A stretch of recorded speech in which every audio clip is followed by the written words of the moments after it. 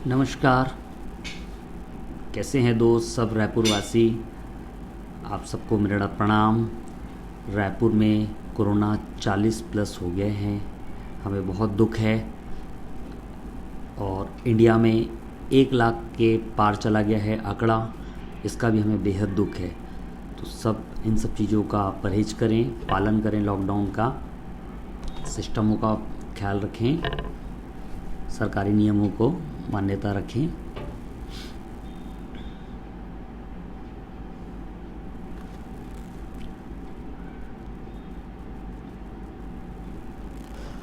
आज हम बात करेंगे जो दुकानें खुली हैं रायपुर में, जो सरकार ने हमें परमिशन दी है लॉकडाउन 4.0 में, हमें जो भी छूट मिली है उससे रिलेटेड बात रहेगी आज हमारी। और पब्लिक को उसका फ़ायदा कितना हो रहा है, कितना नुकसान, और सरकार हमें क्या फ़ायदा दे सकती है, एक आम आदमी को कैसे नुकसान हो रहा है। एक आम आदमी की जो शिकायतें आ रही है कि बंद में 2 दिन दुकान खुल रही है, हफ्ते की किराया लग रहा है 30 दिन का, ब्याज लग रहा है 30 दिन का, सैलरी देनी पड़ रही है 30 दिन की।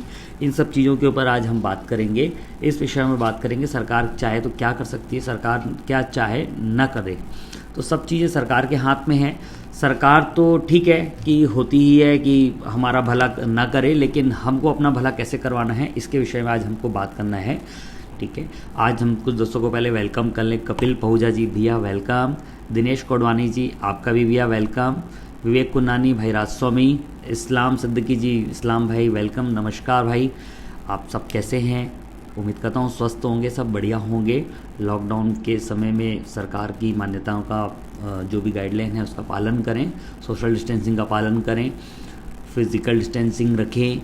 दुकानों पर भी, मोहल्लों में भी, अपने एरिया में, कॉलोनी में वॉक करते समय, टॉक करते समय, गाड़ी चलाते समय, सिस्टम के समय हर तरह से लॉकडाउन का पालन करें। और मास्क अवश्य लगाएं, सैनिटाइज़र हो सके तो जेब में ज़रूर कैरी करें। बाहर का कुछ समय न खाएं, न पिएं। इन सब चीज़ों का, नियमों का पालन करें। हम जानते हैं, कोशिश करते हैं हम जानने की। आज एक मित्र ने मुझे फ़ोन किया कि उनकी दुकान का किराया था 1 लाख रुपए। मैं जैसे प्रॉपर्टी ब्रोकर हूँ तो मैंने दुकानें किराए पर चढ़ाई थी, मैंने दुकान उसको किराए पे दिलाई थी। मैं प्रॉपर्टी ब्रोकर हूँ तो 1 लाख रुपया महीना उसका किराया था। 18,000 रुपये महीने की उसकी GST थी। अब दुकान खुल रही है 2 दिन और महीने में गिन ले तो अपन 8 दिन, और किराया देना पड़ रहा है उसको पूरे के पूरे 30 दिन का। तो आज 30 दिन का किराया वो आदमी कैसे बेयर करेगा?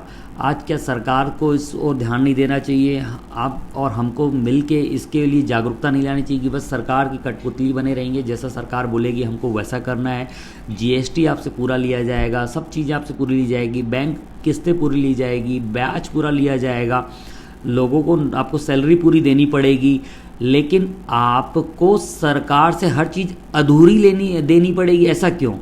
विवेक जी ने कुछ लिखा है 0% लोन्स गवर्नमेंट को देना चाहिए। विवेक भाई, इसी विषय में हम चर्चा करेंगे कि इसमें मैंने भी कुछ प्रोग्रामिंग की है कि आम इंसान को महीने का क्या नुकसान हो रहा है और सरकार कौन सा ऐसा काम करे जिससे हर इंसान को फ़ायदा हो सके, बूस्ट हो जाएगी इकोनॉमी। बिल्कुल ठीक बोल रहे हैं, हम इकोनॉमी बूस्ट करने के लिए हम पूरी तैयारी रखे हैं, लेकिन ये सरकार जो है ना, अगर तब करेगी जब आम आदमी इस पे आवाज़ उठाएगा। मैंने भी कुछ संस्थाओं में बात की तो उन्होंने एक ही चीज़ बोला, भैया आप ही आवाज़ उठा रहे हो, कोई जिसको तकलीफ़ है वो सामने आए तो हम उसकी मदद करेंगे। लेकिन कोई सामने नहीं आना चाह रहा है, इसलिए सब चीज़ें होती है। अगर सब आदमी सामने आएंगे ना तो हर व्यापारी अगर अपने लिए मेहनत करेगा ना तो बिल्कुल आपकी मदद होगी, आपका रास्ता निकलेगा, सॉल्यूशन निकलेगा।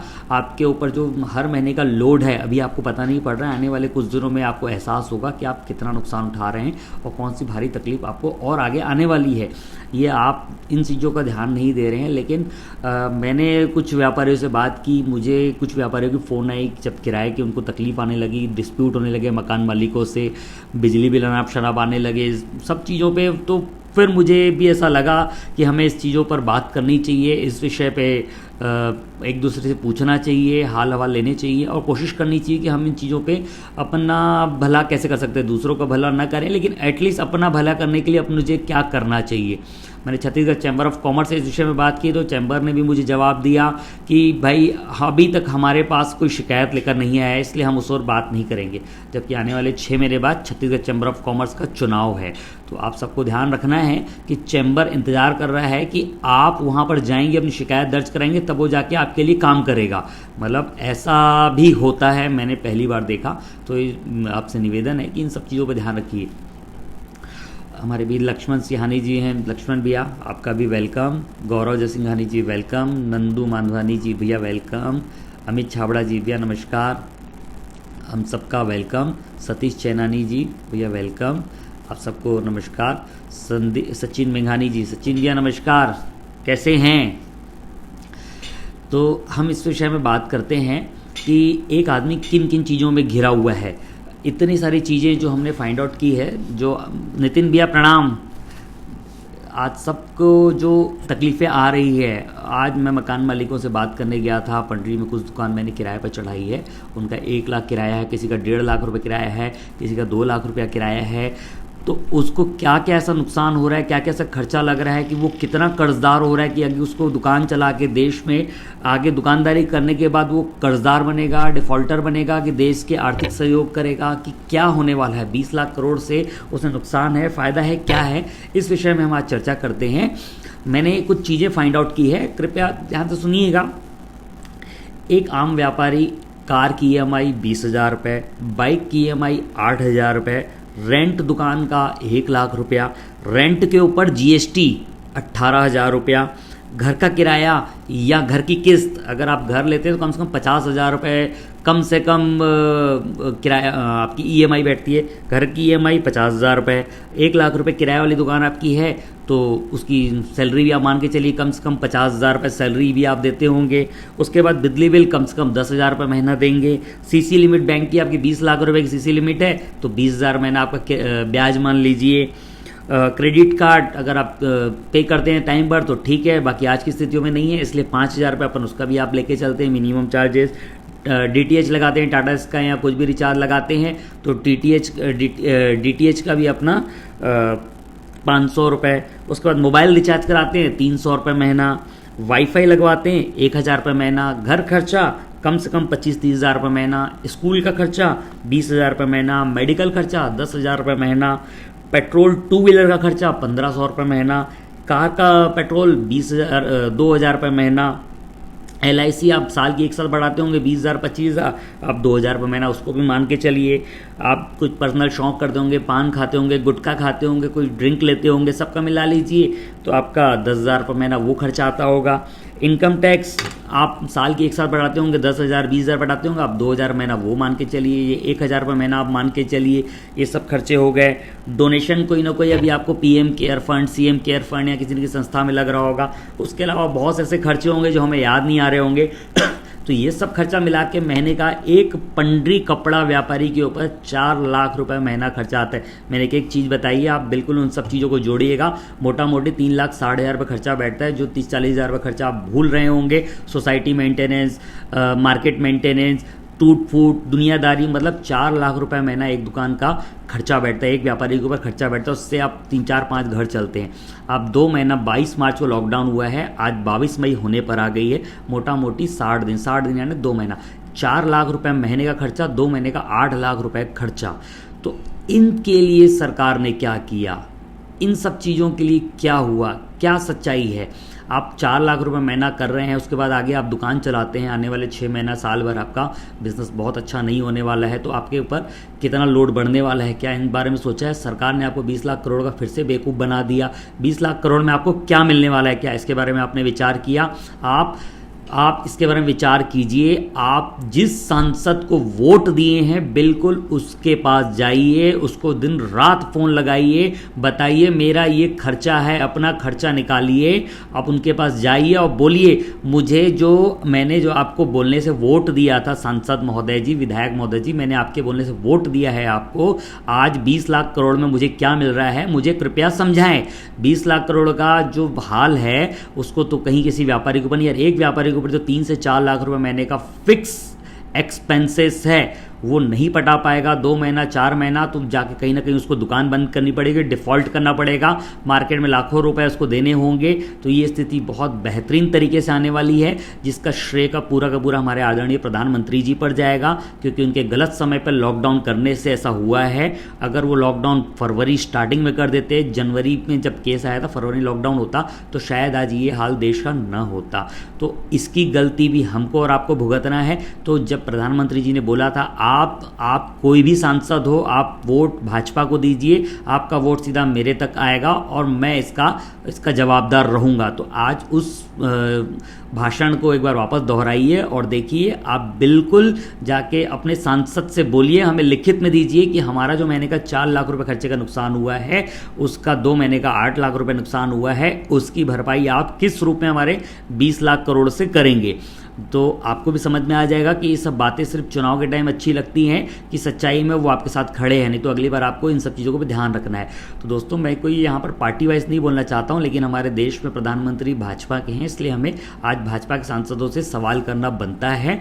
और हम रिक्वेस्ट करते हैं कि हमारे आदरणीय भूपेश बघेल जी से, उनसे भी रिक्वेस्ट करते हैं कि जब शहर में दुकान का किराया 30 दिन का पूरा लग रहा है, बिजली बिल 30 दिन का लग रहा है, मिनिमम बिजली बिल जो लग रहा है बंद दुकान का, उनको कृपया करके माफ़ किया जाए। सैलरियों में जो बहुत ज़्यादा परेशान हो रहे हैं, मैं आज एक व्यापारी की दुकान का सॉल्यूशन के लिए गया था, तो देखा कि वहाँ पर सैलरी के लिए किचिर किचिर चल रही थी बहुत ज़्यादा। तो स्टाफ से भी निवेदन है कि सैलरी तो आपको पूरी देने से व्यापारी भी सहमत नहीं है और उनकी स्थिति नहीं है, तो कृपया करके आप भी ऐसा न करें, ऐसा बर्ताव न करें कि दुकानदार और आपके बीच झगड़ा हो। कई दुकानें खाली हो रही हैं, मैंने बहुत सारी दुकानों में बात हुई, मकान मालिकों ने मुझे बोला भैया हम तो अपने किराए से मतलब रख रहे हैं, आपके दुकान में अगर डबल किराया जाता तो हम क्या करें।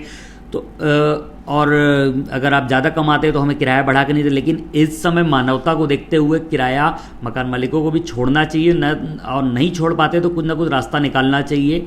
इसमें राज्य सरकार आपसे क्या कर सकती है, इसमें राज्य सरकार का बहुत ज़्यादा कोई हाथ नहीं होगा, क्योंकि राज्य सरकार से बहुत ज़्यादा लोग प्रभावित नहीं होंगे, क्योंकि छत्तीसगढ़ में 15 साल भाजपा की सरकार रही है। तो सबसे ज़्यादा धनी व्यापारी आज भाजपाई हैं और भाजपाइयों के सबसे ज़्यादा प्रॉपर्टियां किराए पर चढ़ी हुई हैं। आज अगर आप गिनती करने निकलेंगे ना, तो छत्तीसगढ़ सबसे ज़्यादा किराया खाने वाले भाजपा के नेता, मंत्री और दल के लोग हैं। तो हम सबसे निवेदन है भाई, आप 15 सालों से बहुत मलाई खाए हुए हैं, इस समय लोगों की मदद कीजिए और किराए को जितना हो सके आप माफ़ कीजिए, क्योंकि किराया छोड़ेंगे तब जनता आगे दुकानदारी करेगी और दुकान चलाएगी, तब जाके दुकान का किराया निकलेगा, तब आगे आपका व्यापार होगा, तब आपकी भी प्रॉपर्टी किराए पर कंटिन्यू रहेगी। नहीं तो आज मजबूर होकर अगर दुकान जिस स्पीड से डिफ़ॉल्ट होते जाएंगे ना, उस स्पीड से दुकानें, प्रॉपर्टियाँ खाली होंगी, तो आपकी दुकानें जब खाली होगी तो कहीं ना कहीं आपकी सोर्स ऑफ इनकम रुकेगी। इसलिए आप थोड़ा सा समय को देखते हुए किराया माफ़ कीजिए। आप सरकार, मुख्यमंत्री तो इसमें मैं नहीं समझता कि कुछ कर पाएंगे, जो भी होगा ये प्रधानमंत्री जी की तरफ से होगा। तो आप प्रधानमंत्री से निवेदन कीजिए, आपके सांसदों से निवेदन कीजिए, ताकि प्रधानमंत्री तक आपकी बात पहुंचाई जाए और पूरे देश में जो आपकी बंद स्थिति में जो ब्याज लग रहा है, सीसी लिमिट लग रही है, आपका जो बैंक की किस्त लग रही है, कार की किस्त लग रही है, इसके ऊपर का सारा ब्याज माफ़ कराए। और जो मॉरिटोरियम वाली जो बात बना के फिर से मूर्ख बनाया गया था 3 महीने की EMI छूट में, वो 3 महीने की EMI अगर आज आप नहीं पटाते हैं, वो फ्यूचर में जाके 3 की जगह 6 EMI आपको पटानी पड़ेगी। इसकी भी सच्चाई एक बार जाके बैंकों से स्पष्ट समझिए। कोई फ्री का लोन नहीं आपको मिलने वाला है, इन सब चीज़ों को समझिए। जो आपको बोलता है, फेसबुक में दिन भर भाजपा IT सेल वाले प्रचार कर रहे हैं कि प्रधानमंत्री जी ने 20 लाख करोड़ का गिफ्ट दिया है, ये वो गिफ्ट है कि आप सांसद से जाइए, लिखवा के लाइए। बिल्कुल, अगर सांसद नहीं समझ सकता तो आप समझ लीजिए कि ये कितना विचित्र होने वाला है। तो दोस्तों, आगे बहुत ज़्यादा स्थिति खराब होने वाली है व्यापारी दृष्टिकोण से। आपकी जो पर महीने का 3 से 4 लाख रुपए खर्चा है, जिसने वीडियो नहीं देखा हो ये पूरा देख ले और समझ ले कि मैंने 4 लाख रुपए खर्चा एक आम आदमी के ऊपर कैसे बनाया है और किस तरीके से उसको होगा। अगर वो 4 लाख रुपए खर्चे का चक्र वो रोकता है, तो कहीं ना कहीं इफेक्ट सरकार के ऊपर भी आएगा। आदमी ICU में हो, आदमी फ्लाइट में हो, आदमी घर में हो, कहीं भी किसी भी जगह पर हो, लेकिन उसके ऊपर वो खर्चा लागू है। तो सभी से निवेदन है, अपने अपने सांसदों को वापस से फ़ोन मिलाएं, उन्हें बिल्कुल जाके बात करें, विचार करवाएं और उनको याद दिलाएं कि भैया आपने वोट देते समय कहा था आपकी समस्या मेरी समस्या समस्या, आज मैं समस्या में हूँ, मेरे ऊपर इतना महीने का खर्चा लागू है, मेरा धंधा डाउन है, तो कृपया करके आप प्रधानमंत्री जी के 20 लाख करोड़ में से मुझे मेरा खर्चा दिलवाइए, मुझे मेरा जो नुकसान हो रहा है किराए का वो दिलवाइए और मुझे मेरा ब्याज माफ़ कराइए। हमारे बीच कुछ दोस्त और आए हैं, वेलकम उनका भी। ठाकुर विक्रम प्रताप सिंह जी, भैया वेलकम, नमस्कार। आपकी बात बिल्कुल मैं पढ़ रहा हूँ। नाकाम भूपेश बघेल जी, आपने भूपेश बघेल के लिए लिखा है, बिल्कुल भूपेश बघेल नाकाम है, उसका भी हम आपको बिल्कुल जवाब दे रहे हैं। संदीप चावला जी, संदीप भैया सत श्री अकाल। मनीष नागवानी, मनीष मेरे भाई। मन्नू कैसे हो मेरे बचपन के दोस्त। राम रत्नानी जी वेलकम। राजू चंदानी भाई वेलकम। सुरेंद्र शर्मा जी आपके वेलकम। फराज रिजवी भैया नमस्कार। अनूप मसन जी ने कुछ लिखा है, राज्य की जवाबदारी राज्य सरकार को देना चाहिए, भूपेश बघेल जी को देना चाहिए, व्यापारियों के प्रति बिल्कुल ध्यान नहीं दिया जा रहा है। तो भैया अनूप भैया जी आपका वेलकम, आपने बिल्कुल समस्या बहुत अच्छी बोली है, उसका मैं आपको बिल्कुल जवाब दे रहा हूँ। कोरोना में, इस्लाम सदकी जी ने लिखा है, कोरोना में सबसे ज़्यादा मध्यम वर्ग के लोग परेशान हुए हैं। बिल्कुल आपका इस्लाम भाई, मैं बिल्कुल आपकी बात मान रहा हूँ कि सबसे ज़्यादा मध्यम वर्गीय लोग परेशान हुए हैं। और मैं सबसे पहले अनूप मसन जी का जवाब देना चाहता हूँ, राज्य सरकार कुछ नहीं कर रही है व्यापारियों के लिए। तो हमारे रिस्पेक्टेड अनूप मसन जी, राज्य सरकार तब करेगी, राज्य हिंदुस्तान के अंदर आता है। हिंदुस्तान के सुप्रीम कोर्ट ने आदेश दिया है, जो कि आजकल सुप्रीम कोर्ट भी जो होता है ना, आजकल एक पक्षीय फैसले सुना रहा है। तो उसने आदेश दिया है कि हम एक का किराया माफ़ करेंगे तो दूसरा बोलेगा, दूसरे का माफ़ करेंगे तो तीसरा बोलेगा। तो इसलिए हम किसी का किराया माफ़ करने के लिए हम यहाँ पर अपील नहीं कर सकते, आपकी किसी की भी हम यहाँ पर सुनवाई नहीं कर सकते किराया माफ़ी के लिए। लेकिन अगर केंद्र सरकार चाहे तो इस पर कोई फैसला दे सकती है। अगर एक राज्य फैसला देता है, जैसे अरविंद केजरीवाल ने दिल्ली में फैसला दिया था, तो वहाँ पर भाजपाइयों ने हल्ला कर दिया, नहीं हमारा किराया क्यों माफ़ होगा, नहीं तो अरविंद केजरीवाल जी हमारा किराया दे दें। तो इसलिए वहाँ पर किराया माफ़ बंद किया गया। फिर महाराष्ट्र सरकार ने भी बोला यहाँ पर भी हम 3 महीना किराया माफ़ करेंगे, तो वहाँ पर भी भाजपाइयों ने हल्ला मचा दिया कि नहीं हमारा किराया माफ़ करने वाला उद्धव ठाकरे जी कौन होते हैं, तो इसलिए वहाँ पर भी किराया माफ़ी वाला आदेश वापस ले गया। अगर यहाँ पर भी भूपेश बघेल जी अगर इस टाइप से कोई एक्शन लेते हैं कि आम व्यापारियों को, बहुत बड़े मध्य वर्गीय लोगों को फैसला राहत पहुँचाने के लिए किराया माफ़ी की हम घोषणा करें, तो जाके भूपेश बघेल जी पर भी जो भाजपाई के 15 साल से कमाए हुए पैसे से जो प्रॉपर्टियाँ किराए पर चढ़ी हुई हैं वो हल्ला मचा देंगे। इसलिए भूपेश बघेल जी भी इस पर कोई कोई भी ट्वीट नहीं कर सकते, कोई भी इसमें आपका रास्ता नहीं निकाल सकते। ये कहीं ना कहीं नरेंद्र मोदी जी की जवाबदारी है। जब उन्होंने चुनाव जीतने के लिए बोला था कि आप वोट दीजिए, आपका वोट मुझ तक आएगा, आपकी समस्या मेरी समस्या, तो आज हमारे देश के मुखिया हमारे प्रधानमंत्री जी हैं, हम तो सवाल उन्हीं से करेंगे, प्रधानमंत्री जी से। प्रधानमंत्री जी का काम है पूरे देश की EMI ब्याज RBI उनके बोलने से चलती है, RBI से वो ब्याज माफ़ करा दें तो लोगों के किराए भी बहुत हद तक माफ़ होंगे। मिडिल क्लास परिवार जो आज बंद स्थिति में किराया, ब्याज, कार की किस्त, CC लिमिट सब भर रहा है, तो उन सब से उनको निजात मिलेगी। अनु मसन जी ने फिर कुछ लिखा है, भाई भाजपा कार्यकर्ताओं ने कोई भी प्रॉपर्टी भाजपा कार्यकर्ताओं ने कभी कोई प्रॉपर्टी नहीं बनाई है, इसलिए बार बार भाजपा का नाम लेना बंद कीजिए। बहुत भेदभाव कांग्रेस सरकार में देख लिया, मिल रहा है, भुगत रहे हैं। अब छत्तीसगढ़ी की आवाज़ में मंचा रखा है, बेहाली बोलकर अभी बहुत कुछ ना। भैया मेरी जानकारी में कम से कम आज शहर की 35 से 40% प्रॉपर्टी किराए पर भाजपा मित्रों की है, कुछ गवर्नमेंट अधिकारियों की है, जो 15 साल में बनाई गई। पिछले 1.5 साल, 2 साल, 5 साल में कोई बहुत ज़्यादा कांग्रेस सरकार नहीं थी जो आपके यहाँ पर प्रॉपर्टियाँ इकट्ठी होंगी। प्रॉपर्टी 90% आज जो शहर में है ना, वो कहीं ना कहीं भाजपा प्रेरित है। आज मैं जितनी भी प्रॉपर्टियों किराए के लिए झगड़े हो रहे हैं ना, कहीं ना कहीं भाजपा के मंत्री, पूर्व मंत्रियों की तरफ से प्रेशर आ रहा है, भैया हम किराया माफ़ नहीं करेंगे, आप 15 दिन किराया लेट दीजिए लेकिन किराया लगेगा। भाजपा के मंत्रियों से भाजपा वाले कम से कम इस समय दरिया दिल दिलाएं, कांग्रेस के नेता भी इसमें दरिया दिल दिखाएं कि बोल दें भैया हम नेता हैं, हम तो पैसा कमा लेते हैं, हमारा अभी किराया आपको हम माफ़ कर देते हैं। हमारे दूजे खंडेलवाल जी ने कुछ लिखा, भाई बिना देखे कमेंट कर रहा हूं क्योंकि मुझे मालूम है आप फी की रहे होंगे, इसलिए ज़्यादा जागते रहो। हाँ ठीक है दूजे खंडेलवाल जी, आपका भाजपा मित्रों मेरे भाई आप, और भाजपा से हम एक्सपेक्ट भी यही कर सकते हैं, वो हर चीज़ बिना देखे करते हैं। और झूठ बोलना, फेंकना, बिना सोचे कुछ भी बोलना, बिना प्लानिंग काम करना, ये भाजपा की निशानी है। तो कोई बात नहीं मेरे भाई, आपके जैसे ऊपर से आदेश होगा आप उसी टाइप से करेंगे दोस्त। पर्सनली आप मेरे दोस्त तो बहुत अच्छे हैं, भाई भी बहुत अच्छे हैं, लेकिन मैं फिर से कहना चाहूँगा, भाजपा मंत्रिमंडल हो, कांग्रेस मंत्रिमंडल हो, सारे नेताओं से, सरकारी अधिकारियों से जिनकी प्रॉपर्टियां किराए पर चल रही है, कृपया करके लोगों के किराए माफ़ कीजिए। लोग बहुत बुरी स्थिति में चल रहे हैं। मैंने कहा, अगर जिन्होंने नहीं सुना फिर से एक बार सुन सकते हैं, जो स्थिति आज बाजार की है, 20,000 रुपये आप मोटा मोटी कार की EMI जाती होगी, 10,000 रुपये आपकी क्या बोलते हैं 8,000 रुपये आपकी टू व्हीलर की EMI जाती होगी। जिनका पंडरी में दुकान है 1 लाख रुपये महीना वो किराया बटाते हैं, किराए के पीछे 18,000 रुपये 18% GST बटाते हैं। तो नरेंद्र मोदी से फिर से मेरा एक बार निवेदन है कि किराए पर लगने वाला GST कम से कम 1 साल के लिए ये सिस्टम हटा दें। जो किराए के ऊपर GST है वो भी बहुत बड़ा मैटर है, और जिनका GST के माध्यम से बहुत समय से लोगों का पैसा सरकार की तरफ जमा है, तो कृपया इस समय उनको लौटा दें, बिना ब्याज किए, बिना ब्याज काटे, बिना ब्याज जोड़े, उनको बिल्कुल उनका GST के अमाउंट में जमा हुआ पैसा।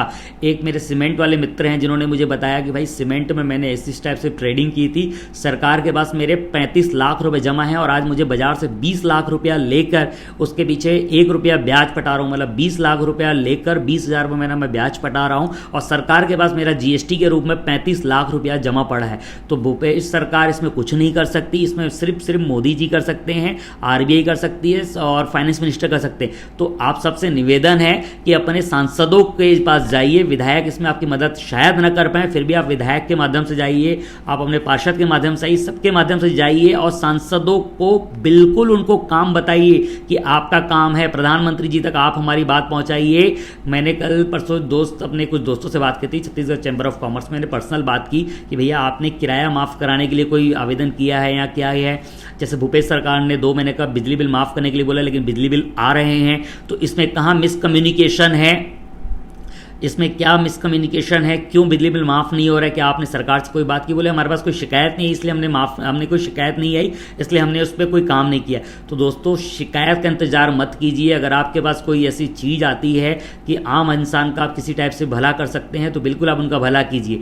विक्की रत्नानी जी, कमेंट करूँ, रिप्लाई करोगे? भाई प्रभु दुलानी जी, भैया एनी टाइम आपको रिप्लाई किया जाता है, बिल्कुल आपको रिप्लाई करेंगे, लेकिन मैंने आपके पोस्ट पर रिप्लाई करना बंद कर दिया, क्योंकि आप बोलते हैं मैं भाजपा का आदमी नहीं हूं, और कांग्रेस के ऊपर सवाल उठाते हैं, भाजपा की आप तरफदारी करते हैं। देश की हालत बहुत ख़राब है, लेकिन फिर भी देश की हालत आपको बहुत ही मज़ेदार लगती है कि मोदी जी हैं इसलिए आज 1 लाख आंकड़ा है, राहुल गांधी हो तो 10 लाख आंकड़ा होता। ये आपकी जो मानसिकता है, इसलिए मैंने आपके पोस्ट पर आज से कमेंट करना बंद कर दिया। बिल्कुल आप यहाँ पर फेसबुक के माध्यम से कुछ सवाल करना चाहते हैं, मैं बिल्कुल आपको जवाब दूंगा।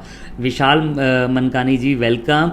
बहुत से मध्यम वर्गीय व्यापारी की दुकान बंद हो गई है, कुछ ही दिनों में 30 दिन में 8 ही हुई है, खुल रही है शॉप। 22 दिन का क्या करेगी केंद्र सरकार, देगी? बिल्कुल ठीक बोल रहे हो मन्नू भाई आपने, ये सवाल मेरा भी है। विमलेश भैया नमस्कार। दूजे खंडेलवाल जी फिर से वही ठीक है। और हमारे बीच और का नाम है आशीष भैया। आशीष भैया प्रणाम भैया, कैसे हैं? जो पैसा चलाते हैं वो भी ब्याज लेने लगे हैं, दबाव बना रहे हैं, उनके लिए भी कुछ बोलो, क्योंकि इसमें व्यापारी ज़्यादा से ज़्यादा परेशान हो। हाँ, मैं बिल्कुल इस बात को भी बोलना चाहूँगा। मेरे पास एक मित्र का आज ही फ़ोन आया था, उसका बाजार से 10 लाख रुपए ब्याज पे लिया हुआ है, उसके ऊपर 1.5% महीने का ब्याज लागू है, जो पिछले 10 सालों से 8 सालों से वो व्यापार चला रहा है और व्यापार में पैसा देते हुए आ रहा है।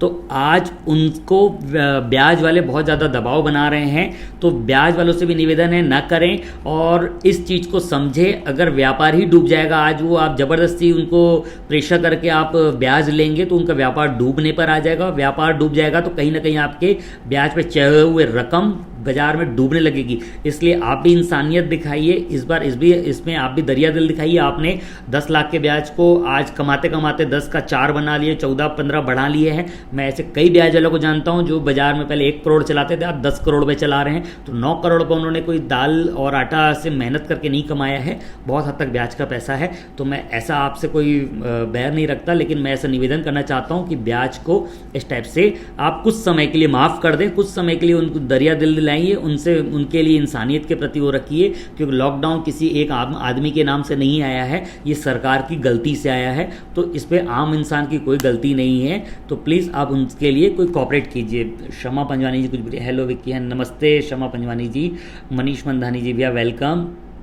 आशीष भैया बिल्कुल, ब्याज के लिए मैं भूपेश सरकार को भी बोला हूँ, मैंने सुझाव भेजा है अपने ऊपर बड़ों के माध्यम से कि कोई ऐसी रास्ता निकालें कि ब्याज के अगर बहुत ज़्यादा केस आते हैं, कोई मकान मालिक किराएदार को ज़बरदस्ती गुंडागर्दी कर रहा है, किराया खाली करवाने की कोशिश कर रहा है, कि तो उन सब चीज़ों के लिए भी कोई ऐसा वो निकालें। व्यापारी एक दूसरे से बहुत लड़ाई होने वाली है, सबसे ज़्यादा लड़ाई अभी देश में किराया और ब्याज के ऊपर चल रही है। बहुत हद तक के मेरे पास कम से कम 7-8 मैटर अभी भी आ चुके हैं। जिस समय चैम्बर चाहे तो मैं चैम्बर को हैंडओवर कर सकता हूँ केसेस, जिस समय कैट चाहे तो मैं कैट को हैंडओवर कर सकता हूँ, जिस समय हमारा कांग्रेस व्यापार प्रकोष्ठ चाहे मैं उनके हैंडओवर कर सकता हूँ। ठाकुर विक्रम प्रताप सिंह जी ने लिखा है छत्तीसगढ़ में पूर्ण शराबबंदी लागू हो। विक्रम भाई मैं बिल्कुल इस बात से 1000% सहमत हूँ। छत्तीसगढ़ में पूर्ण शराबबंदी लागू हो, इसके लिए लड़ो, मैं आपका साथ दूंगा। जिस समय आप लड़ोगे मैं बिल्कुल आपका साथ दूंगा, लेकिन छत्तीसगढ़ को बेवड़ा नंबर 1 बनाने में रमन सरकार की बहुत बड़ा योगदान था, है ना। जो छत्तीसगढ़ सरकार ने, रमन सिंह ने बेवड़ा नंबर 1 छत्तीसगढ़ को बनाया है, तो कोई भी पुरानी बीमारी इतनी आसानी से ठीक नहीं होगी, थोड़ा टाइम लगेगा, जरूर के जरूर बीमारी ठीक होगी। भूपेश सरकार से मेरी इस बारे में बात हुई थी, मैंने उनको बोला साहब हम भी चाहते हैं, हम भी विरोधी हैं शराब के, तो उन्होंने भी बोला था बिल्कुल हम इस पर कमेटी बना रहे हैं, मेहनत कर रहे हैं, अब बस देखते हैं कि एकदम से बंद करेंगे तो लोग तकलीफ में आ जाएंगे, इसके लिए क्या किया जा सकता है। आज जैसे गुजरात में बंद है शराब, लेकिन गुजरात के हर कोने में शराब मिलती है, तो वैसा छत्तीसगढ़ में ब्लैक शराब बिकने लगेगी, इसीलिए हम उसके लिए कुछ रास्ता निकाल रहे हैं, ऐसा कुछ ठोस कदम उठाएंगे। अभी जो ज़्यादा जरूरी चीज़ें हम उस पर काम कर रहे हैं, शराब के लिए हम आगे नहीं तो कल काम करेंगे। भाजपा कार्यकर्ताओं को जितना को निस्वार्थ सेवा जीवन का जीवन, अनूप भैया ने कुछ लिखा है, भाजपा कार्यकर्ताओं को जानते कितना हो, निस्वार्थ जीवन का जीवन खपा दिया मुझे, आप जानते हो कौन सी प्रॉपर्टी बनाई है। भाजपा कार्यकर्ताओं पहले ही दुखी है और भाजपा पर उंगली उठाते हैं, मूर्ख मुझे दुख होता है। आप भाजपा पर उंगली उठाते हैं तो मुझे दुख होता है, जीवन लग जाता है किसी प्रॉपर्टी को खड़ा करते, और आप भी राजनीति में आए हो, आपका स्वागत है। फिर विक्रम भैया ने को लिखा है आपका वादा निभावे, बेरोजगार युवा को बेरोजगारी भत्ता दिलावे। आशीष भैया ने फिर को लिखा है आपको बता दें कि पूरी सुनवाई होगी, भूपेश सरकार इस संबंध में संज्ञान में लगी है। अच्छा लग रहा है छोटा भाई लाइव हो। भैया नमस्कार, बिल्कुल धन्यवाद। भैया आपको फिर से मैं एक बार बता दूं कि छत्तीसगढ़ भूपेश सरकार बिल्कुल उस पर काम कर रही है, जो बेस्ट पॉसिबिलिटी होगी हम पूरी कोशिश करेंगे और शराबबंदी को आगे की बढ़ ले जाएंगे और शराबबंदी को करवाएंगे। आज नहीं होगा, 1-8 साल ऊपर नीचे हो सकता है, 2 साल ऊपर नीचे हो सकता है, लेकिन होगा। ये भूपेश सरकार का वादा है, पूरा करेंगे। और लोग जो गलत फैला रहे हैं ना, गंगा जल की कसम खाते हैं, शराबबंदी कराएंगे, वो गंगा जल की कसम जो थी ना किसान के लिए थी, शराब के लिए नहीं थी। एक बार फिर से वो भाजपा IT सेल का वीडियो ना देखकर एक नॉर्मल कांग्रेस का वीडियो देख लेंगे तो आपको शायद समझ में आ जाएगा। और दूसरी चीज़ कि अनूप भैया आपने लिखा है कि मेरे को आपने देखा मैंने प्रॉपर्टी नहीं बनाई, बिल्कुल आपने प्रॉपर्टी नहीं बनाई होगी, मुझे उसका दुख है, लेकिन मैं जिनको प्रॉपर्टी बनाते देखा हूँ ना, मैं यहाँ पर सोशल मीडिया उनसे नाम नहीं लेना चाहता, भाजपा के कम से कम एक बड़े मंत्री की 50-50 लाख, 20-20 लाख, 30-30 लाख रुपये महीना किराया आता है। आपको बता दूं ऐसी कई प्रॉपर्टियां हैं जो मैं जानता हूं। भाजपा 15 साल थी, तो 15 साल में भाजपा कार्यकर्ताओं ने कितनी प्रॉपर्टियां बनाई है जिसका आज वो किराया खा रहे हैं और ब्याज खा रहे हैं। तो मैं ये नहीं बोलना चाहता भाजपा कार्यकर्ता हो कांग्रेस कार्यकर्ता हो, मैंने दोनों का नाम लिया। हमारे कांग्रेस कार्यकर्ता हो, कांग्रेस मंत्री हो, कांग्रेस नेता हो, भाजपा नेता हो, भाजपा मंत्री हो, नेताओं से निवेदन है कि व्यापारियों को इस समय परेशान न करें, किराया माफी करने की कोशिश करें। आप किराया माफ करेंगे, इंसानियत रहेगी, बिल्कुल बची रहेगी, एक दूसरे के साथ मिलकर चलना है। इनसे ही आपको कमाना है, इनको ही आपको देना है, यही आपको वोट देंगे, आगे आपको नेतागिरी वापस कंटिन्यू करनी है। तो मेरा इस लाइव माध्यम से निवेदन है कि भाजपा हो कांग्रेस हो, दोनों नेताओं से मैं निवेदन करना चाहता हूं कि इस समय किराया माफी की तरफ बढ़ें और आगे आप दूसरों की मदद करें, ब्याज हो सके तो ब्याज में छूट दें। भूपेश सरकार से भी निवेदन है कि बंद दुकानों का बिजली बिल ना लेवें। मोदी सरकार से निवेदन है कि ईएमआई का ब्याज माफ करवाएं। ईएमआई को कम से कम, अगर किसी की टेनर अगर कोई 36 महीने की किस्त है, 36 महीने की किस्तों को 6 महीना आगे बढ़ा दें और वो 6 महीने के लॉकडाउन का ड्यूरेशन का ब्याज ना लगवाएं। ये मोदी सरकार कर सकती है। 20 लाख करोड़ का जुमले में आप लोगों को ना उलझाएं, कर्जा पटाने के लिए कर्जा ना दें, बल्कि उनको टेम्परेरी राहत दें। अगर आप 1 साल तक उनकी सारी ईएमआई रोक देते हैं तो कहीं ना कहीं आम आदमी को बहुत ज्यादा फायदा होने वाला है। उस फायदे से कहीं ना कहीं व्यापारी आपको दुआएं देगा, वापस आपकी सरकार बनाने में मदद करेगा। 20 लाख करोड़ का जुमला न फैलाएं। और बीजेपी आईटी सेल से निवेदन करता हूं, अगर मुझे इस फेसबुक के माध्यम से देख रहे हैं तो ऐसा भ्रम न फैलाएं कि 20 लाख करोड़ से आपको हमने ये दे दिया। अगर कोई भी स्कीम से आप फायदा पहुंचा सकते हैं, कृपया मुझे मैसेज में आप बिल्कुल जवाब दें कि आप कैसे फायदा पहुंचाते हैं, तो मैं किसी को उस आपकी स्कीम से मदद दिलवा सकूं। मुझे आपकी कहीं भी स्कीम फायदेमंद निकली। वो 20 लाख करोड़ भी 8 लाख करोड़ रुपए अप्रैल में बढ़ चुके हैं, जो आप तक पहुंचे नहीं, हम तक पहुंचे नहीं। और जो 12 लाख करोड़ बचे, 12 लाख में से भी 11 लाख करोड़ रुपए आपके बजट का हिस्सा है। मोटा मोटी आप 20 लाख करोड़ में से 1 लाख करोड़ रुपए ही आम पब्लिक के लिए फायदा रखे हैं। मनरेगा भी, जो आपने प्रधानमंत्री जी ने पहले बोला कि वो देश के लिए बहुत घातक होगा, लेकिन आप मनरेगा के तहत ही आप फायदा पहुंचाने की कोशिश कर रहे हैं, उसका भी हम स्वागत करते हैं। मनरेगा के थ्रू आपने गरीब मजदूरों को फायदा पहुंचाया। मनीष नागवानी, कोई भी किराया माफ़ नहीं कर रहा है। मन्नू भाई बिल्कुल आप ठीक बोल रहे हो, किराया कोई माफ़ नहीं कर रहा है। मैं आज कम से कम 5 बैठकों में होके आया हूँ। मैं सबसे निवेदन करूँगा, और पुराने लोगों, भगवान ने आपको किस्मत से प्रॉपर्टियाँ अच्छी दी है, भगवान ने, ईश्वर ने आपको बहुत ज़्यादा मेहरबानी की है कि अगर आज आप किराया किसी का माफ़ करते तो ईश्वर आपका कोई ना कोई, कहीं ना कहीं दुख, दर्द, कर्जा, तकलीफ कोई माफ़ कर देगा। आप एक हाथ से मदद करेंगे तो भगवान आपकी दूसरे हाथ में मदद करेगा। आप किसी की मुसीबत का मजबूरी बनेंगे नहीं, भैया हम तो पैसे वाले, हम तो किराया माफ नहीं करेंगे, तो ईश्वर भी कहीं ना कहीं वास करता है, और वो इन चीज़ों का कहीं ना कहीं किसी के बद्दुआओं से मिला हुआ ब्याज, किराया आपको तकलीफ दे सकता है। तो मैं आपको कोई गलत शब्द नहीं कहना चाहता हूँ, आपसे निवेदन करना चाहता हूँ आप कीजिए। मैं आज बहुत ज़्यादा दुखी हूँ, मुझे बहुत ज़्यादा किराया नहीं लगता, इसलिए मुझे कोई तकलीफ नहीं हो रही है, लेकिन मैं आज कम से कम 7-8 दुकानों से बैठ के आया हूँ, मीटिंग करके आया हूँ। उनका दुख दर्द देखकर मुझे बहुत ज़्यादा तकलीफ हुई, बहुत ज़्यादा पीड़ा महसूस हुई कि मकान मालिकों का जो रुख था वो बहुत ज़्यादा नहीं था। और मैं भूपेश सरकार से फिर से निवेदन करना चाहता हूं कि पंडरी कपड़ा मार्केट में जो बड़ा बड़ा किराया लग रहा है, उनको आपने हफ्ते में 2 दिन दुकान खोलने की परमिशन दी है, कृपया करके आप रिक्वेस्ट हमारी मानिए कि उनको 5 दिन कर दीजिए। 2 दिन की जगह उनको 5 दिन कीजिए। 1 लाइन 2 दिन खोल रही है, 1 लाइन 2 दिन खोल रही है। कपड़ों से कोरोना नहीं फैलेगा, फैलना होगा तो वैसे ही फैलेगा।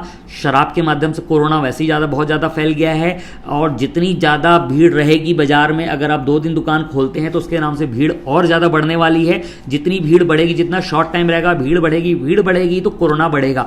तो सरकार से मैं निवेदन करता हूँ, अपनी भूपेश सरकार से बहुत अच्छे से निवेदन करता हूँ कि 2 दिन वाला जो दुकान खोलने का नियम है उसको 5 दिन में कन्वर्ट करें। सैटरडे संडे हम आपके साथ हैं, बिल्कुल आप जैसा चाहेंगे वैसा हम आपके साथ देंगे। बिल्कुल सैटरडे संडे आप कर्फ्यू रखाना चाहते हैं, हम कर्फ्यू का साथ देंगे, लेकिन सोमवार से शुक्रवार तक सुबेरे 9 बजे दुकान खोले, 11 खोले, जो आपका समय हो उस समय रखिए। शाम के 5 बजे तक आपने किया, हम उसका भी धन्यवाद करते हैं। उसको अगर बढ़ा के आप 5 को 8 कर देंगे तो हर सरकारी कर्मचारी जो एक ग्राहक बन के किसी दुकान पे जाता है जूता खरीदने, ज्वेलरी खरीदने, कपड़ा खरीदने, कोई सामान खरीदने, बर्तन खरीदने, मोबाइल खरीदने, तो एक आम आदमी की दुकान पे वो वापस जाएगा, और वो शाम के 5-6 के बाद ही जा पाता है। इसलिए आपसे निवेदन है कि 2 दिन का समय जो है वो 5 दिन कीजिए, और जो 5 बजे तक का समय है उसको 8 दिन कीजिए। 2 दिन को संपूर्ण लॉकडाउन करिए, हम आपका पूरा साथ देंगे।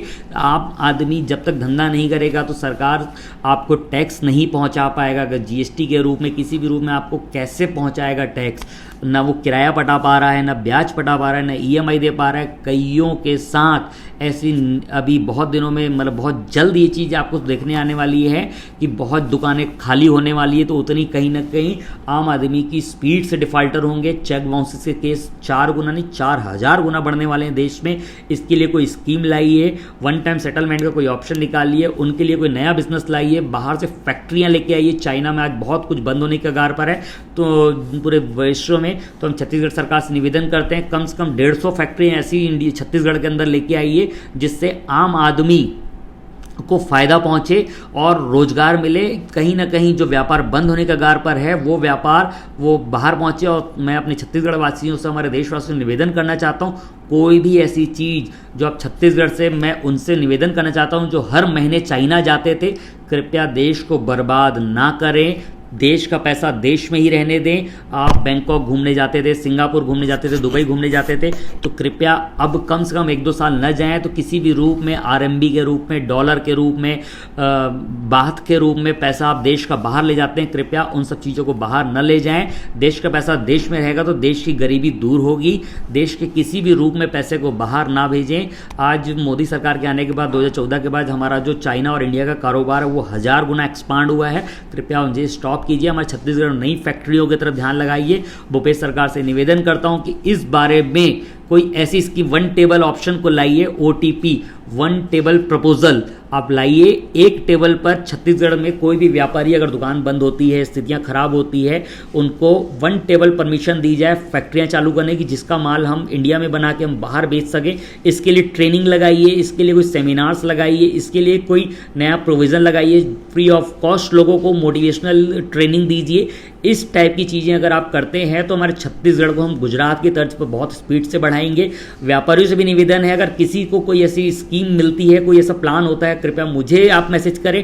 मैं आपकी पूरी कोशिश करूंगा छत्तीसगढ़ कांग्रेस व्यापार प्रकोष्ठ की पद के हैसियत से, मैं छत्तीसगढ़ कांग्रेस व्यापार प्रकोष्ठ में प्रदेश सचिव, मैं आपकी पूरी मदद करूंगा, पूरी कोशिश करूंगा सरकार तक आपका व्यापार बढ़ाने में पूरा सहयोग दिलवाऊं। आपको जो मदद सरकार की तरफ से चाहिए होगी, मैं अपने अध्यक्ष, हमारे अध्यक्ष रेस्पेक्टेड राजेंद्र जग्गी जी, वो बहुत ज़्यादा मेहनत करते, बहुत ज़्यादा कोशिश करते हैं, लेकिन अब जो भी बेस्ट हमारे पास पॉसिबिलिटी हो पाएगी कांग्रेस व्यापार प्रकोष्ठ की मदद से, हमने बहुत ज़्यादा कोशिश की है कि सरकार को 5 दिन दुकान खोली जाए और जो 5 बजे तक का समय है उसको 8 बजे तक का किया जाए। तो इन सब चीज़ों पे हम बात करना चाहेंगे।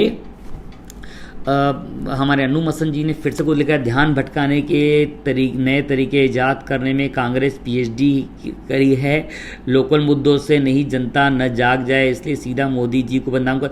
मोदी जी को बदनाम करने की जरूरत ही नहीं है। जो है नाम वाला वही तो बदनाम है, जो है फेंकने वाला वही तो बदनाम है। 20 लाख करोड़ रुपए का पैकेज आपको दे रहा हूं, ऐसा बोल के वो चले गए। 20 लाख करोड़ में अनु मसन जी, अगर भैया हमारे रेस्पेक्टेड, आप रेस्पेक्टेड बड़े भाई हो हमारे, 1 रुपए का भी फायदा आप एक व्यापारी को पहुंचा सकते हैं तो आप किसी पीएचडी इकोनॉमिस्ट से समझ के आप मुझे बताइएगा किस रूप में आप किसी को फायदा पहुंचा सकते हैं। अगर नहीं तो आप मान लीजिए कि हम किसी को बदनाम करने की जरूरत नहीं है, वो ऑलरेडी बदनाम हो चुके हैं, देश की जनता भी देख चुकी है।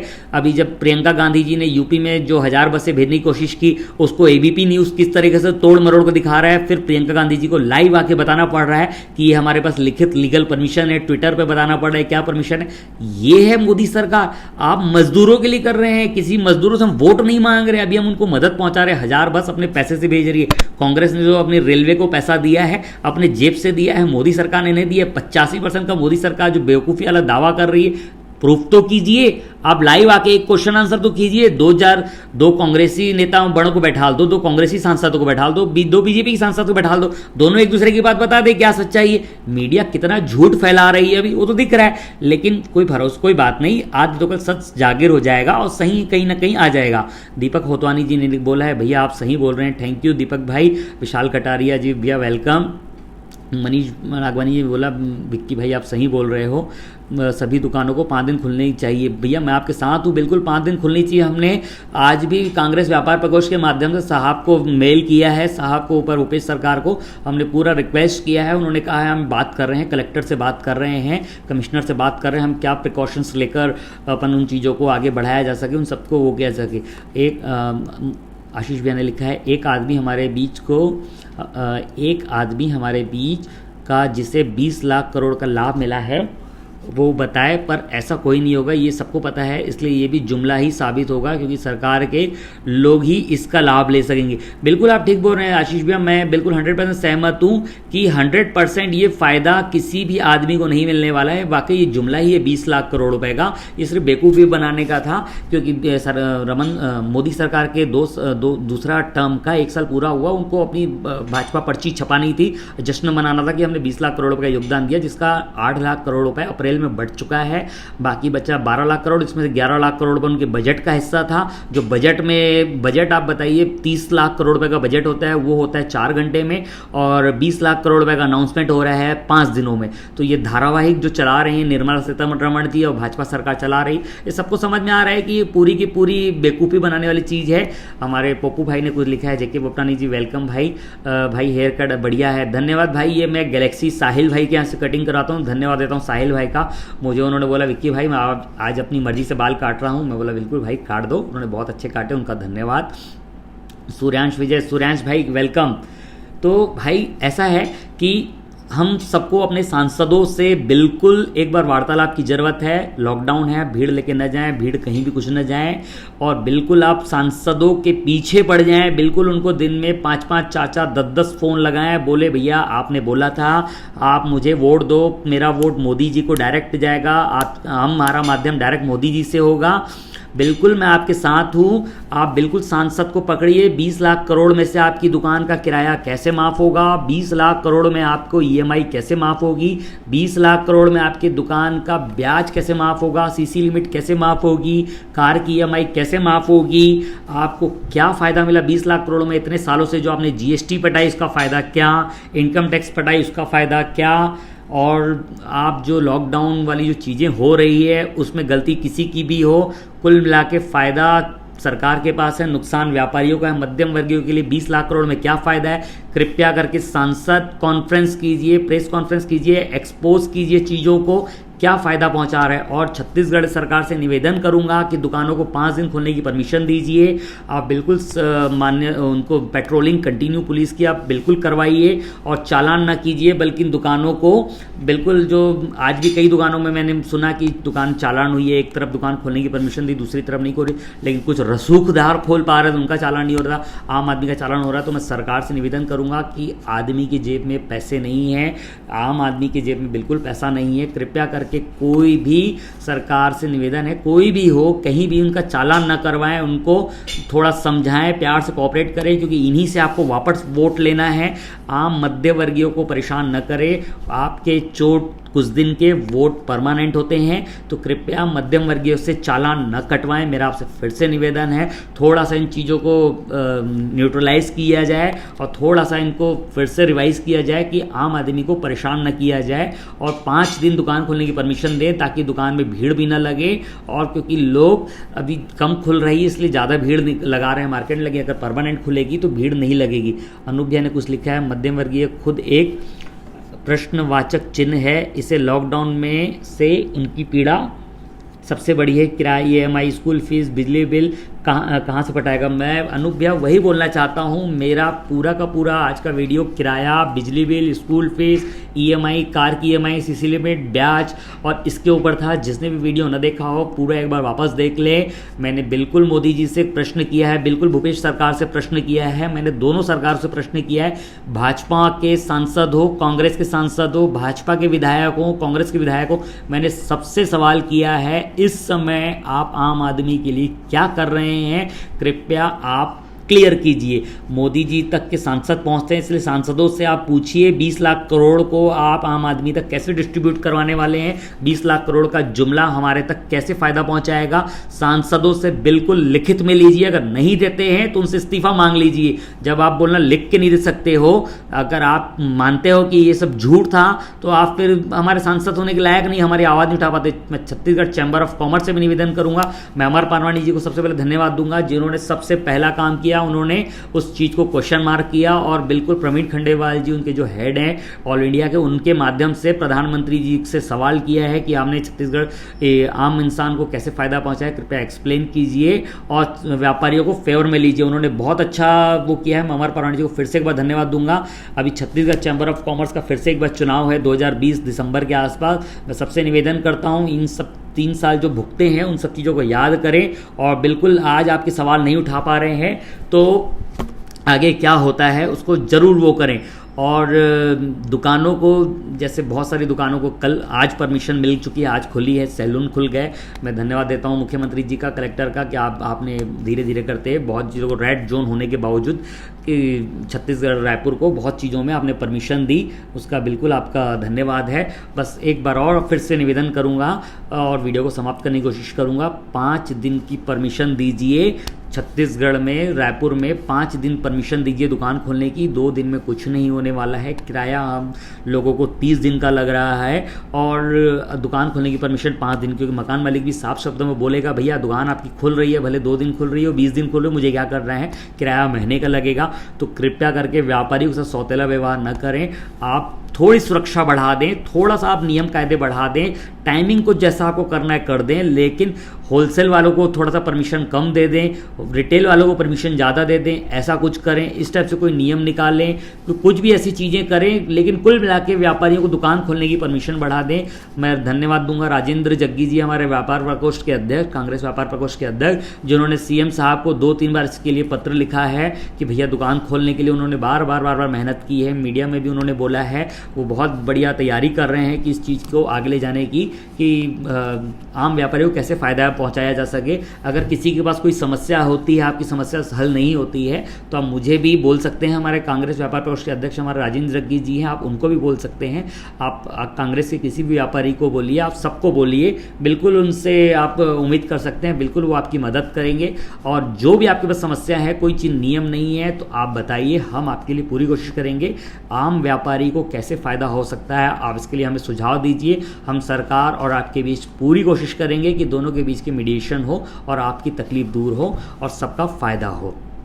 मैं इस धन्यवाद के साथ आपका वीडियो समाप्त करता हूं और सबसे निवेदन करता हूं, किसी को कोई समस्या हो बिल्कुल हमें आप व्हाट्सएप या फेसबुक के माध्यम से वो कर सकते हैं, आप बिल्कुल वो कीजिए। और मैं स्टेटस पे रोज़ अपडेट कर देता हूं कि कौन सी चीज़ों का अपडेट हुआ। अगर कहीं कलेक्टर साहब से कोई आदेश आता है, जारी होता है, ये दुकान इस समय खुलेगी, ये दुकान को परमिशन इतने दिन की बनी खुली। और सबसे एक बार फिर से निवेदन कि आप ज़्यादा से ज़्यादा सैनिटाइज का उपयोग कीजिए, सैनिटाइज करवाइए और ग्लव्स पहन के पैसे लेन देन कीजिए। बिना ग्लव्स के आप लेन देन न कीजिए, क्योंकि मास्क भी ज़रूरी है, ग्लव्स भी ज़रूरी है, सैनिटाइज ज़रूरी है, क्योंकि वो सुविधा ही आपका बचाव है। क्योंकि देखिए, आज आपके ऊपर 2-4 पैसा खर्चा ज़रूर होगा, ग्लव्स, मास्क, सैनिटाइज पर आपके ऊपर खर्चा ज़रूर लागू हो गया होगा। तो आप ये मान के, जैसे आप ब्याज आपका माफ़ नहीं हो रहा है तो आप उसके लिए कुछ नहीं कर पा रहे, लेकिन आप इस थोड़ा सा खर्चा बढ़ाने के बाद आपकी बहुत सारी बीमारी दूर हो जाएगी, बहुत हद तक दूर हो जाएंगे। बाहर का खाना पीना न खाइए, जोमेटो स्विगी का थोड़ा सा दूर कीजिए, फ्लिपकार्ट अमेजोन से थोड़ी दूरी बनाए रखिए, बाहर की चीज़ों से वो दूरी बनाए रखिए। आप ई वॉलेट में अपने पैसे रखिए, पेट्रोल डलाते समय ई वॉलेट का इस्तेमाल कीजिए, फ़ोन पे, पेटीएम का इस्तेमाल कीजिए। लेन देन पैसा जितना हो सके कम कीजिए, दुकान में भी आप जितना लेन देन हो सकते हैं कम के कैश कम कीजिए। इन सब चीज़ों की धन्यवाद कीजिए सरकार को कि डिजिटल सर्विस का इस्तेमाल कीजिए। भैया ने कुछ लिखा है, आशीष भैया, ये कैसा विवेकानंद है जिसकी धर्मपत्नी यशोधरा है और उस आने वाली विपदा की जानकारी नहीं है, फिर भी खुद को उसके भक्त भगवान बताते हैं। हाँ, ये चीज़ बहुत अच्छा भैया ने बोला। मैं इसके लिए आप सब मित्रों से एक बोलना चाहूँगा, भक्त बने भगवान के, किसी इंसान के नहीं। अगर ऐसा आप करते हैं तो यकीन मानिए आप उस जानवर की तरह हैं जिसका मालिक एक इशारों पे आपसे कुछ भी करवा सकता है। तो भाई, आपको ईश्वर का भक्त बनना है, किसी इंसान का नहीं, क्योंकि सरकार हर 5 साल में बदलती है ना। तो भगवान नहीं, भगवान आपके वहीं के वहीं हैं। तो इसलिए भगवान को नाराज़ ना करें, किसी एक आदमी को भगवान बना के आप भगवान को नाराज़ ना करें। भगवान आपके घर में हैं, आपके माँ हैं, आपके बाप हैं, आपके पिताजी, आपकी भाई, आपकी बहन, आपके गुरु, आपके मित्र, आपका व्यापार आपके भगवान है।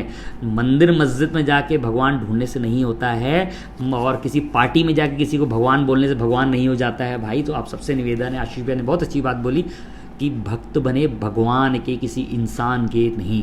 तो ऐसा सबसे होना चाहिए। और स्वामी विवेकानंद जी ने कहा था, सब्र सबसे बड़ा इम्तिहान होता है। अभी आपका और हमारा बहुत बड़ा सब्र है। आगे कोरोना की सुनामी आने वाली है और कोरोना के बाद आर्थिक सुनामी आने वाली है। तो कृपया करके ऐसे बिजनेस का ध्यान देवें, बिजनेस को इस टाइप से बढ़ाएं कि आपको फ्यूचर में अगर आपको 2-4-5 घंटा करना पड़े तो आपको कैसे बिजनेस को आप एक्सपांड कर सकते हैं। और खरीदारों से भी निवेदन है कि अपनी जीवन शैली को इस तरह से बनाएं कि सुबह 9 बजे से खरीदी करें, जितना जल्दी हो सके जल्दी उठें, रात को जल्दी सोने का समय लें। आज का समय परिवर्तन हो चुका है, तो आपको, हमको, सबको उस ओर खुद को ढाल देना चाहिए और बाहर निकलने से पहले मास्क, सैनिटाइज़र और इन सब चीज़ों का इस्तेमाल करें। और एक नगर निगम के पूर्व महापौर अभी मौजूदा सभापति प्रमोद दुबे जी ने उस दिन एक निवेदन किया था सबसे, वो निवेदन मैं फिर से एक बार सबसे करना चाहूँगा। अपने अपने घर में, कॉलोनियों में जो आपकी कार एक जगह बहुत दिनों से खड़ी है, कृपया करके उसको एक बार चालू करके इधर से उधर कर लें, ताकि उससे झाड़ू भी लग सके। एक जगह खड़ी होने के नाम से झाड़ू नहीं लग पा रही, सफाई नहीं हो पा रहा। आपकी कार की ब्लॉकेज के नाम से पहले कार हटती थी, वहाँ पर झाड़ू पोछा हो जाता था, एक जगह हटा के दूसरी जगह लगाए जहाँ पर सफाई हो गई हो, तो आम आदमी जो सफाई कर्मचारी होते हैं, सफाई मित्र होते हैं, वो भी सफाई कर सके। और बंद गाड़ियाँ बहुत दिनों से उसके अंदर गैस जमा हो जाती है, एक प्रकार से थोड़ी देर कार को खोल के बंद करके चालू कर, ताकि आपकी बैटरी भी चार्ज हो सके। और कार के अंदर चूहे वगैरह भी जाते होंगे तो वो भी हो सके। 5 मिनट कार को इधर से उधर एक तरफ घुमाएं फिराएं थोड़ा सा, और वापस उस जगह पे खड़ा कर, ताकि आपकी गाड़ी भी सेफ साइड बढ़िया चलती रहे। विवेकानंद कौन है ये सबको पता है, कोई और नहीं, अपने मोदी हैं। बिल्कुल ठीक बोल रहे हो भैया कि हमारे विवेकानंद हमारे मोदी जी हैं। बिल्कुल हम उनके आदर्शों पे चलेंगे और आत्मनिर्भर बनेंगे। तो सरकार को भी हम निवेदन करेंगे, आप सरकार भी, मोदी सरकार, आप भी आत्मनिर्भर रहिए। आगे आम आदमियों से जीएसटी की उम्मीद न रखिए, आपके पास बहुत ज़्यादा जीएसटी नहीं आने वाली है। और फिर से एक बार निवेदन करूंगा, पीएम साहब आप पीएम केयर फंड में कितना पैसा जमा है एक बार आप सबको बताइए, कि देश जानना चाहता है। और निवेदन है कि देश के भलाई के लिए वो पैसा लगाइए। इस समय 8,500 करोड़ का आपको हेलीकॉप्टर खरीदने की ज़रूरत नहीं है, आप प्लेन मत खरीदिए। 20,000 करोड़ रुपये का आप राष्ट्रपति भवन का रिनोवेशन करा रहे हैं, ना कि निर्माण, रिनोवेशन करवा रहे हैं। इस समय आप रिनोवेशन भी ना कराइए, 20,000 करोड़ रुपये जनता के भलाई में लाइए, वो आपके लिए भविष्य में काम आएंगे। अभी आपकी हमारे देश की जनता आपको बहुत ज़्यादा पूछती है, बहुत ज़्यादा आपको प्यार करती है, तो उनके प्यार और बलिदान को वेस्ट न गंवाइए। आपसे निवेदन है कि आम जनता के भलाई के लिए पैसे खर्च कीजिए, 20 लाख करोड़ का जुमला नहीं, असल फ़ायदा पहुंचाइए। जनता जनार्दन होती है, जनता ही भगवान होती है। और जनता के लिए 2 शब्द अच्छे, आप बढ़िया बढ़िया संबोधन करते हैं, दो शब्द के साथ साथ 2 पैसे भी जनता के लिए काम कीजिए। शौचालय से अभी किसी का पेट नहीं भरने वाला।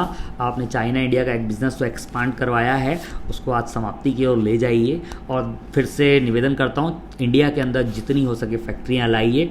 1 table permission, OTP, 1 table permission के क्लॉज लाइए। देश के जितने मुख्यमंत्री हैं सबसे निवेदन कीजिए, सबको ये गाइडलाइन दीजिए कि कोई भी बाहर की फैक्ट्री इंडिया में अगर मैन्युफैक्चरिंग चालू करना चाहती है तो उनको 1 टेबल परमिशन दीजिए। कोई बीच का विधायक, नेता, सांसद, कमिश्नर, अधिकारी, पार्षद दुनियादारी परेशान न करे, ताकि उसको परेशानी ना हो। 1 टेबल परमिशन जाए तो एक बार में उसका काम हो, ऐसी स्कीमें लाइए और इस टाइप से नियम बनाइए। अनुम हसन जी ने लास्ट में कुछ फिर से लिखा है, भक्त शब्द की उत्पत्ति 2014 के बाद किसने की और कहाँ से प्रकट हुआ, ये गुलामों पर भी प्रकाश डालिए। भक्त शब्द की जो उत्पत्ति हुई है ये मोदी भक्तों की तरफ से उत्पत्ति हुई है, जब से भाजपा के आईटी सेल स्ट्रांग हो गए हैं। आपको पता होना चाहिए भाजपा आईटी सेल का साल का कम से कम 100 करोड़ रुपए का बजट है। आप उसको थोड़ा संज्ञान में लीजिए। 100 करोड़ रुपए अगर भाजपा आईटी सेल का खर्चा होता है साल का, तो आप सोचिए 100 करोड़ रुपए किस चीज़ का देते हैं। इस तरह मोबाइल पर टाइम देने का 100 करोड़ रुपए भाजपा खर्चा करती है आईटी सेल पर। और आज भाजपा के जो 7 स्टार, 8 स्टार, 12 स्टार जो होटल कम बंगले बन चुके हैं, तो आप अंदाज़ा लगाइए ये सब किस लिए हुए हैं, तो भक्त ही कहा जाएगा। और आप जो भी भाजपा बोले कि भाजपा का देश को बेच रही हो, 6 एयरपोर्ट बेच रही हो, तो भी बोले मोदी जिंदाबाद, तो ये भक्त शब्द वहीं से उत्पन्न हुए हैं। तो अनुभैया मैं आपसे निवेदन करना चाहता हूँ कि सच पे साथ देना चाहिए। और पर्सनली मुझे बहुत दोस्तों का मैं धन्यवाद करना चाहता हूँ जो आज तक भक्त तो भाजपा के थे, लेकिन पर्सनली मैसेज करते हैं भैया हम मजबूर हैं, इसलिए हम आपको फेसबुक में कमेंट करते हैं या कुछ बोलते हैं। हमारी पर्सनल दोस्ती बहुत अच्छी है। इस बार हम भी भाजपा से त्रस्त हो चुके हैं और हमें भी दुख होता है कि हम मोदी मोदी करके हमने देश को बर्बाद कर दिए हैं। तो लेकिन हम पर्सनल में आपको बोलते हैं, मिलते हैं, लेकिन वो बिल्कुल चुनाव आने से पहले हम अपना बिल्कुल असली रूप दिखाएंगे सरकार को। अभी हम मजबूर हैं, पार्टी से जुड़े हुए हैं, इसलिए हम सामने खुल के आपको नहीं बोलना पड़ते। मैं सबका उन दोस्तों को, तमाम दोस्तों को धन्यवाद देना चाहता हूं जिनकी मानसिकता बदली है, और मैं जानता हूं देश में सबकी ऐसी मानसिकता बदलने वाली है। जल्द इसके लिए कोई ना कोई रास्ता खुलेगा। दिनेश सोलंकी भाई थैंक यू, वेलकम, सबका धन्यवाद। प्रवीण भैया thank you, Rajesh Taleja ji welcome. चलिए हम इस वीडियो को समाप्ति की ओर ले जाते हैं और सबका एक बार फिर से पुनः धन्यवाद करते हैं। जय भारत, जय छत्तीसगढ़।